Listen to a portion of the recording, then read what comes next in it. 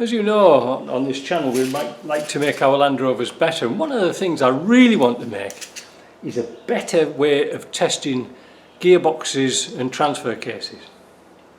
They can pass on the bench test and the smoke test for leaking fine. 90% of them, 99% of them anyway, are okay once fitted. But there is an occasion where sometimes when the gearboxes get really hot, you know, in working life, they can drip a little bit of oil out of the back cover. That's a nasty one to seal up. And also for doing transmissions, make sure they're absolutely oil tight. The transmissions are not too bad, you know, the R380s, LT77s. It's the gearboxes, because there's so many joints in there, it's just unbelievable. Anyway, so I was looking at Ashcroft's site, how they test them, so I thought, well, you know, I'll have a look, see how they do them. And all they do is dunk them in water with compressed air in. And I thought, well,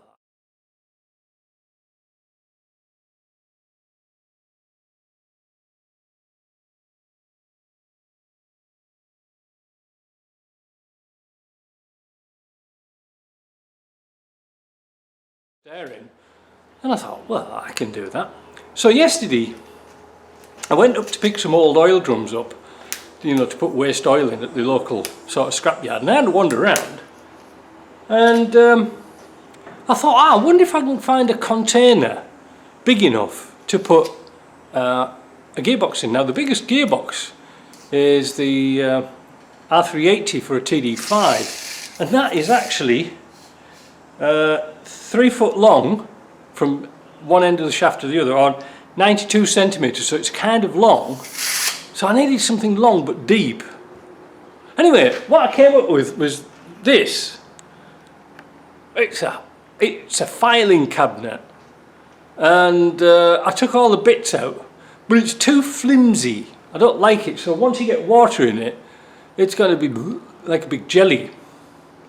So harkening back to the days when I used to do importations, I remember on a friend's piece of land I had some totes. These things here.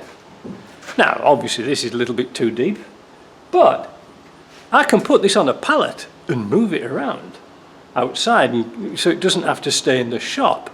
Plus, you can't see, but maybe down here you can see, there's a tap. For the observant of you, you'll have noticed that this is upside down, this cage is upside down. Fear not. We're going to cut it, take this off and cut it down even further. We're going to find a pallet, me and you. We're going to find a pallet to put it on, and I've got my eye on a lovely big hardwood pallet out there. And we're going to cut this down to a suitable height, because well, obviously we don't want to fill it all full of water. We're not building bloody submarines, you know. And then we can test them. We can just leave them and test them. I mean, it's going to be a bit interesting in winter when it freezes up, but because it's got a big tap on the bottom, hey, no problem. The story about these totes, I thought there was somebody coming.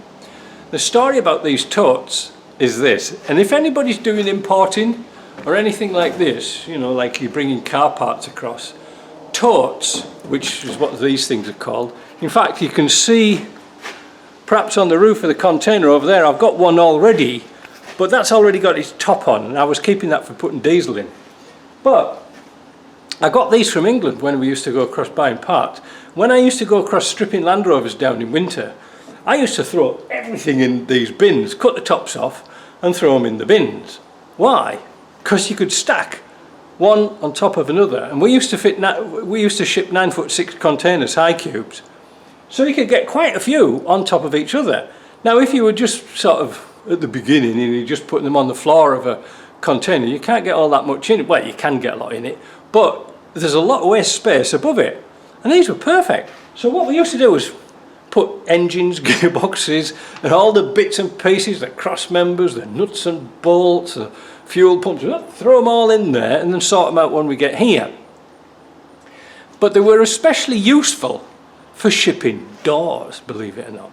Because obviously this has been out in the sun and it's got a bit wibbly wobbly, but that's not a problem because I'm going to tie wrap it to the frame, you know, thus.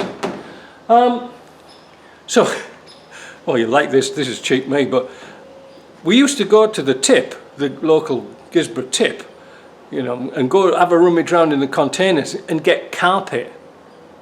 And carpet is a perfect thing for shipping because it's got a furry side and it's got like a Hessian backing usually. But if you put the furry side on towards the paintwork or anything like that, it used to protect it.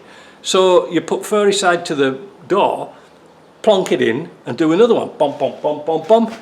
You could easily get 5 doors in here, maybe 6. So it's all protected, and obviously I've cut this one down, but the doors were just sticking out over the top, so that meant you put this one right at the very top, and because they've got a steel frame around them, like this, you could ratchet strap them all together and they couldn't fall over. Sheer brilliant. But while I'm on about shipping stuff, when we used to ship like Land Rovers, well, must be, I don't know, 12, maybe 12, 13 years since I've shipped a Land Rover across. We used to go down to Tip again and get old mattresses. And we used to put you can see a container over here. We used to put the mattress against the side of the container and just drive the Land Rover into the side so it just to say touched the mattress, and then strapped it down to the side so it was pulled really tight and it couldn't go anywhere. The mattresses were kind of soft, you know, these foam mattresses. Well, they're no good for anybody. They used to give us them from the Tip. They were happy to get rid of them. And then that allowed us plenty of space to put chassis down the side, tied again to the side of the container, because if you had a Land Rover right in the middle, you can't get a chassis in. People don't realise how tall chassis actually are when you have them on the floor, because they're not just flat, they go in a curve and they are quite big. So that's what we used to do. So these totes were really perfect. They're absolutely perfect, save boxing everything up, and they're useful. Anyway, I thought I'd ramble on about that for a few minutes, and let's get on and get this sorted out. Right, so here we are. This is the finished product. It's not too bad. I held it on with cable ties at the top. It's got a big tap in it. Do you know something? I was thinking about it as well. I thought, what an excellent piece of kit for finding punches and like leaking rims. You could put a tyre in there, you could put a 616 in there, or whatever it is. Really easy. Oh, joy. Now this can stay outside all the time now, so if it fills up with rainwater, it's not the end of the world.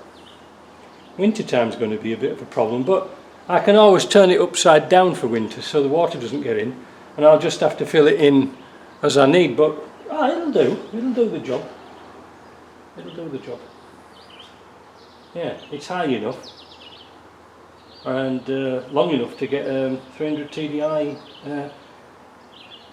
TD5 gearbox in. That's good. Alright, I hope you like that. That was just a bit of messing about.